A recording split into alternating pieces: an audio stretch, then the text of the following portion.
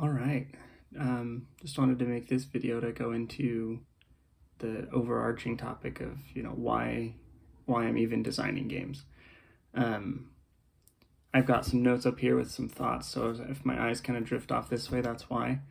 But I kind of want to just share a little bit of my story, my background with board games, and then after that, kind of like why I chose to design some games.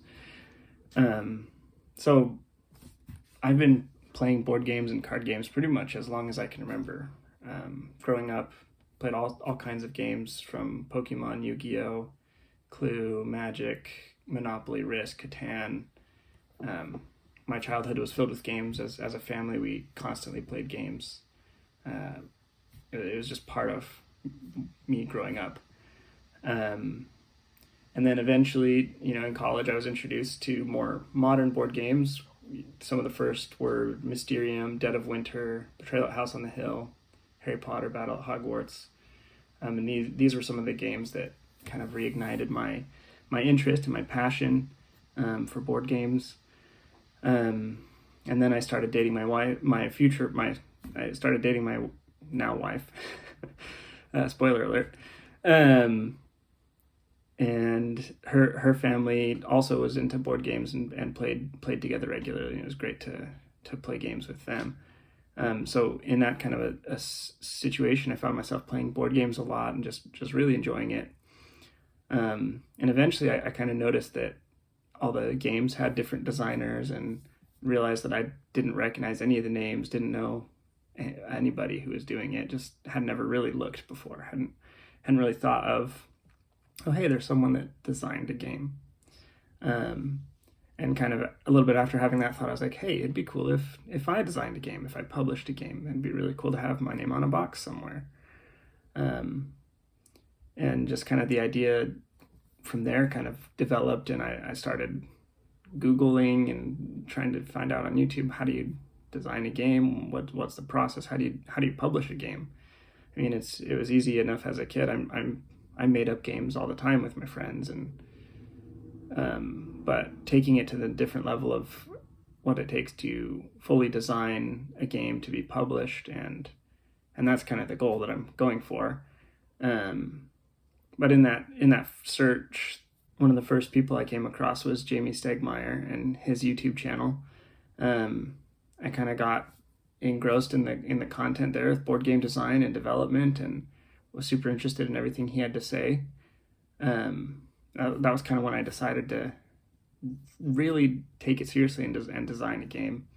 I remember I commented on one of his videos that I was, just starting on my game design journey, and within 24 hours, Jamey had responded to that comment and just thought it was super cool. I was like, oh wow, this guy is actually engaging with community, and even me, a no-name person who's never designed a game or published a game in my life, even got a pretty quick response. Then I kind of began to write basic game ideas down, kind of keeping track of some of my thoughts, and continued to watch videos and read some blogs online, and eventually found the Board Game Design Lab podcast by Gabe Barrett, and have since listened to nearly every episode. There's more than 300 there, I believe, so it takes a while and everything, but taking in everything I can, trying to get inspiration, and I just want to point out that Gabe and his podcast has been a big inspiration. Both him as like a genuine human being, and seeing the things from his personal life that he mentions in this podcast, as well as him being a leader in the game design industry. Can genuinely say that he's one of my role models. Be more like Gabe. That'd be great. Anyways, as of recording this, I've been actively designing games for about a year. And that kind of brings us up to, that's kind of my story of how I've gotten started. And now the back to the question that I'm answering really is, why do I design games? Kind of the quick summary points is, I love games, always have.